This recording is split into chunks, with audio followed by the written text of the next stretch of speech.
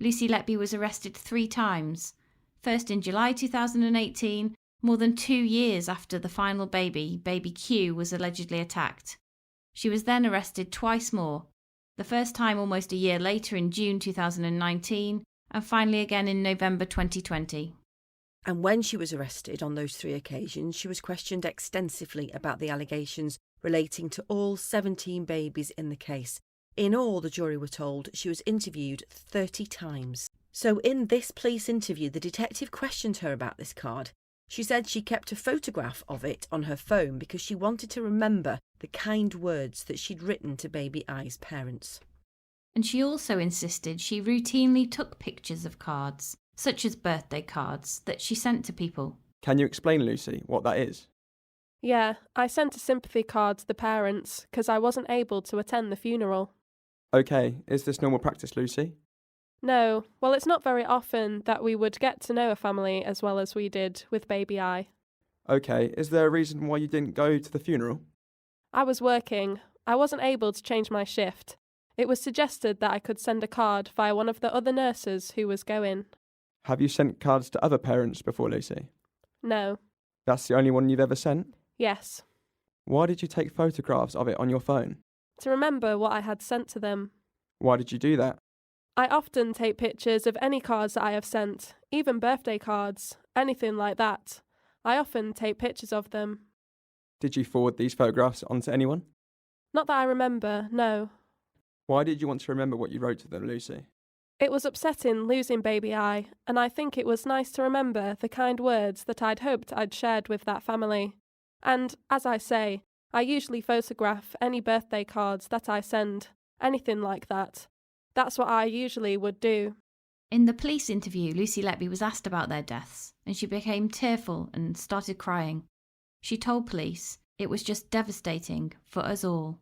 But she was also questioned about that comment and about her behaviour after his death.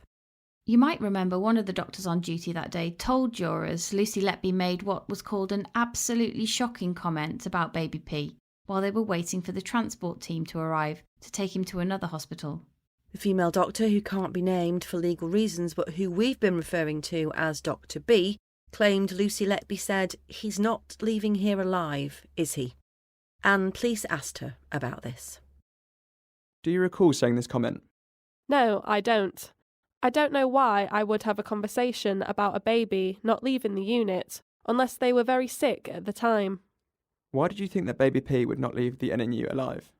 Well, I don't recall saying that, unless it was at the point where he was physically ill.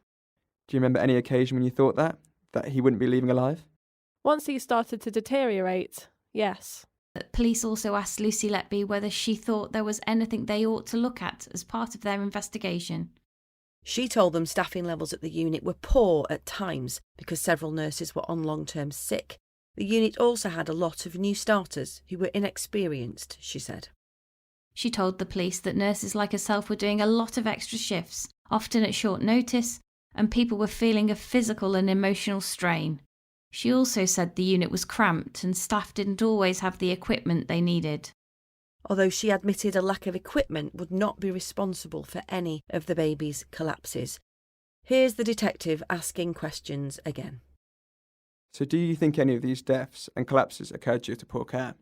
I don't think anybody intentionally gave poor care, but I think maybe if staffing had been better, people may not have been caring for as many babies at once, or would have had different shift patterns maybe, or the doctors would have been more readily available. And what about equipment? Do you think any of these babies had collapsed or died because of lack of equipment? I think there's been delays with them having some of the support they need because we've had to go and get equipment, yes. Would any of the lack of equipment or staff cause the collapse of a baby, the initial collapse? No, I don't think it would cause the collapse, no. The babies we've been speaking about over the last few days, we are saying aren't just unexpected, but suspicious. Right. Do you understand that? Yes. In general terms, the investigation is looking to a number of deaths between 2015 and 2016, and other babies who have collapsed and survived. So our direct question is, between those dates and that amount of babies, have you done anything to intentionally harm those babies? No. So another area the police interviews focused on were the exhibits. These were the raft of medical documents and handwritten notes discovered at Lucy Letby's home when she was arrested. So there wasn't just one or two handover sheets. The jury was told that more than 250 were recovered from her home and from her parents' home. And the police wanted to know why she'd taken them home because these documents are confidential and shouldn't be removed from the ward. She told detectives she must have taken them home by mistake in the pocket of her scrubs. Another of the exhibits which the prosecution say is significant is a green post-it note, which was found inside Lucy Letby's diary. It's the note which included the phrases, "I am evil, I did this," "overwhelming fear, panic," "I will never have children or marry or know what it's like to have a family." And just to remind you again, this is the note which Lucy Letby's barrister Ben Myers KC insisted was not a confession. He said it had been written when Lucy Letby was in a state of anguish and despair after she realised she was being accused of killing newborn babies that she'd done her best to look after. But the police wanted to know more about why she'd written this note.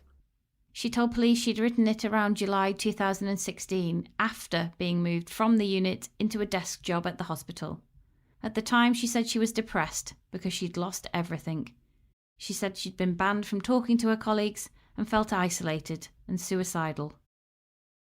I just wrote it because everything had got on top of me. It was when I'd not long found out I'd been removed from the unit, and they were telling me my practice might be wrong, that I needed to read all my competencies. My practice might not have been good enough. So I felt like people were blaming my practice, that I might have hurt them without knowing through my practice, and that made me feel guilty, and I just felt really isolated. Do you want to elaborate on some of the things you've put down in there? I was blaming myself, but not because I'd done something, because of the way people were making me feel. I'd only ever done my best for those babies, and then people were trying to say that my practice wasn't good, and that I'd done something, and I just couldn't cope, and I just did not want to be here anymore. Not good enough. You've written and underlined it. Because I felt like I was good enough, that people were trying to suggest that I hadn't been good enough for them. What people were they? The trust and the staff on the unit. And what sort of things were they saying? Just that I'd been there for a lot of the deaths and they were going to review all my competencies, because at that point they didn't know, hadn't a clue what happened, and they wanted me to redo all my competencies in case there was something wrong with my practice and competencies. You go on to say, there are no words. I can't breathe. I can't focus. Do you want to go through what was going through your mind at that time? I just felt it was all just spiralling out of control. I just didn't know how to feel about it, or what was going to happen, or what to do. Then you go on to say, kill myself right now. Overwhelming fear and panic. Do you want to describe how you're feeling there? It just felt that it was all happening out of my control. At which point did it all become to the extent where you were saying things like, kill myself now, overwhelming? It was when I was removed from the unit in the July 2016. Right, and why at that stage did it culminate in those feelings? Because I suddenly felt that things had been directed towards me. Why was that? Because they were saying they were going to have to review my competencies. So I took it to mean my practice hadn't been good enough. Did you ever make any mistakes? No. So in terms of overwhelming fear and panic, what were you afraid of?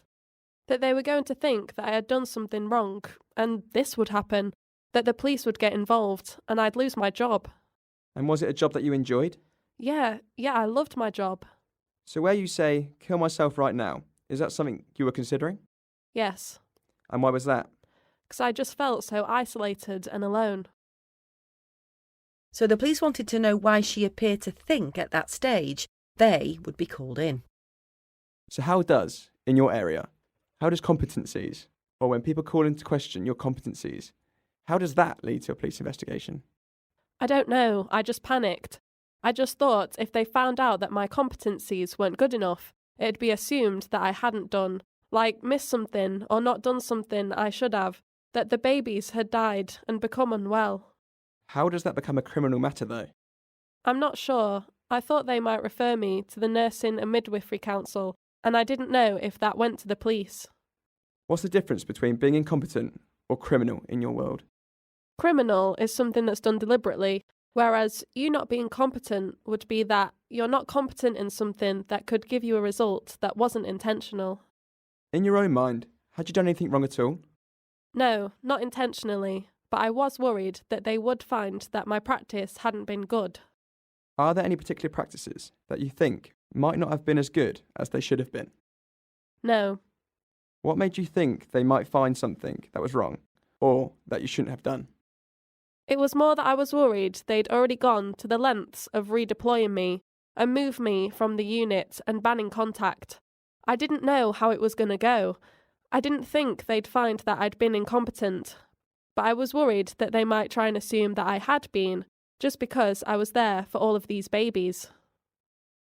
She was also asked about more phrases written on the note, including, "I killed them on purpose because I'm not good enough.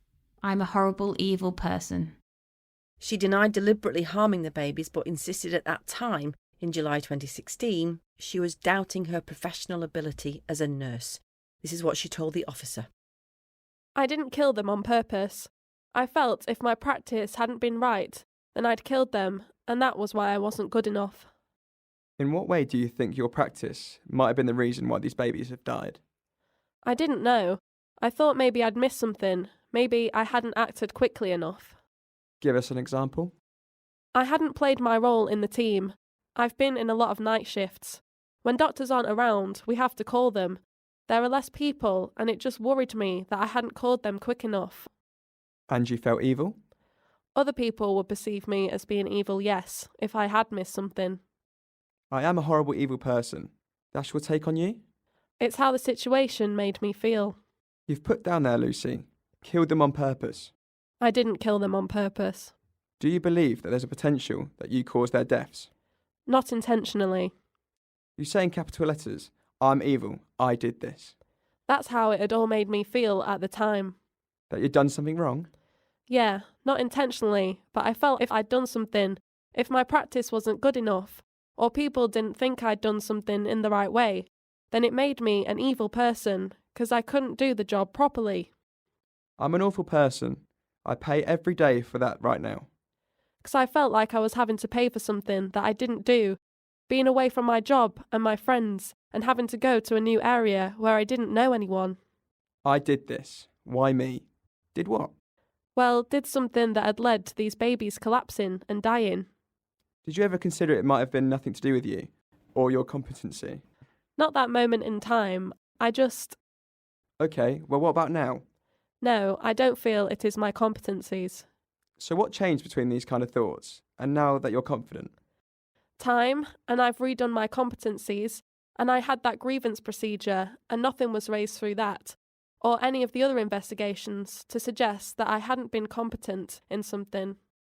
No hope, despair, panic, fear, loss. Is that how you felt?